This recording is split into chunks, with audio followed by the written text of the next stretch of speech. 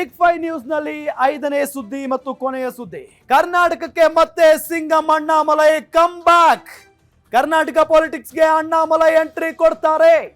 ಹೈಕಮಾಂಡ್ಗೆ ರಾಜ್ಯ ಬಿಜೆಪಿ ಮೇಲೆ ನಿಗಾ ಇಡೋ ಟಾಸ್ಕ್ ನೀಡುವಂತ ಸಾಧ್ಯತೆ ಇದೆ. ಅಣ್ಣಾಮಲೈ ವಿಚಾರದಲ್ಲಿ ಕೇಂದ್ರ ನಾಯಕರ ಮೇಜರ್ ನಿರ್ಣಯ ತೆಗೆದುಕೊಳ್ಳಲಾಗಿದೆ.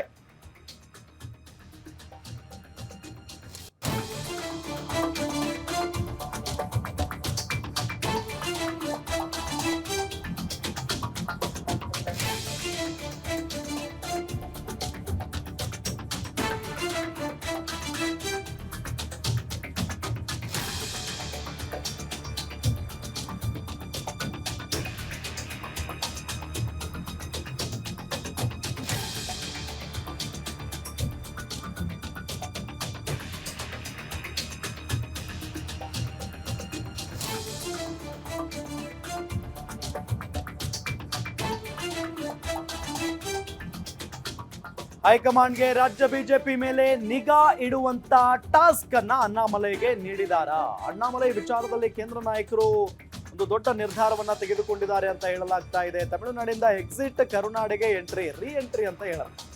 ದೆಹಲಿ ಪಾಲಿಟಿಕ್ಸ್ ಮುಖೇನ ರಾಜ್ಯಕ್ಕೆ ಕಮ್ ಬ್ಯಾಕ್. ರಾಜ್ಯದಲ್ಲಿ IPS ಅಧಿಕಾರಿಯಾಗಿದ್ರು ಅಣ್ಣಾಮಲೈ. ಅವರದ್ದೇ ಆದಂತ ಒಂದು ಒಳ್ಳೆಯ ಹೆಸರನ್ನ ಗಳಿಸಿಕೊಂಡಿದ್ದಾರೆ. ಕರ್ನಾಟಕಕ್ಕೆ ಮತ್ತೆ ಸಿಂಗಂ ಅಣ್ಣಾಮಲೈ ಕಮ್ ಬ್ಯಾಕ್ ಮಾಡಲಿದ್ದಾರಾ? ಕರ್ನಾಟಕ ಪಾಲಿಟಿಕ್ಸ್ಗೆ ಅಣ್ಣಾಮಲೈ ಎಂಟ್ರಿ ಕೊಡ್ಲಿದ್ದಾರೆ ಅಂತ ಹೇಳಲಾಗ್ತಾ ಇದೆ.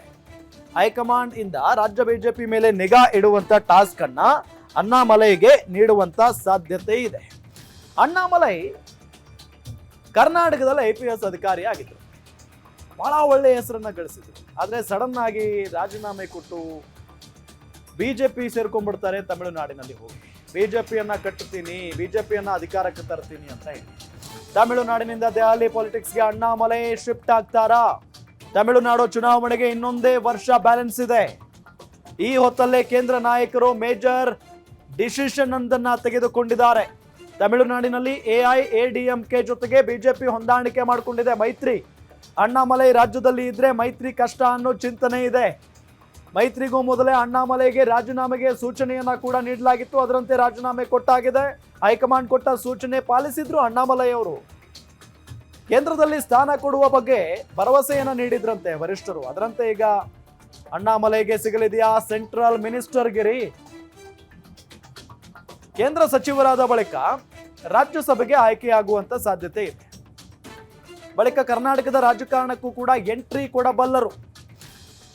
ತಮಿಳುನಾಡಿನಿಂದ ದೆಹಲಿ ಪಾಲಿಟಿಕ್ಸ್ಗೆ ಅಣ್ಣಾಮಲೈ ಶಿಫ್ಟ್ ಆಗುವಂತ ಸಾಧ್ಯತೆ ಇದೆ. ಕರ್ನಾಟಕ ಪಾಲಿಟಿಕ್ಸ್ ಎಂಟ್ರಿ ಆದ್ರೆ ಕರ್ನಾಟಕ ಬಿಜೆಪಿಗೆ ಅಥವಾ ರಾಜ್ಯ ಬಿಜೆಪಿಗೆ ಅಣ್ಣಾಮಲೈ ಅವರು ಬಂದ್ರೆ ಲಾಭ ಆಗುತ್ತಾ, ಪ್ಲಸ್ ಆಗುತ್ತಾ?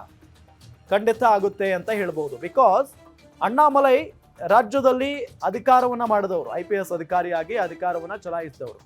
ಅವರಿಗೆ ಅವರದ್ದೇ ಆದಂತ ಒಂದು ಫ್ಯಾನ್ ಬೇಸ್ ಇದೆ. ಯುವ ಸಮುದಾಯ ಏನಿದೆಯಲ್ಲ, ಅಣ್ಣಾಮಲೈ ಅವರಿಗೆ ಹೆಚ್ಚಿನ ಅಭಿಮಾನಿಗಳಿದ್ದಾರೆ, ಅವರ ಬೆಂಬಲಿಗರಿದ್ದಾರೆ.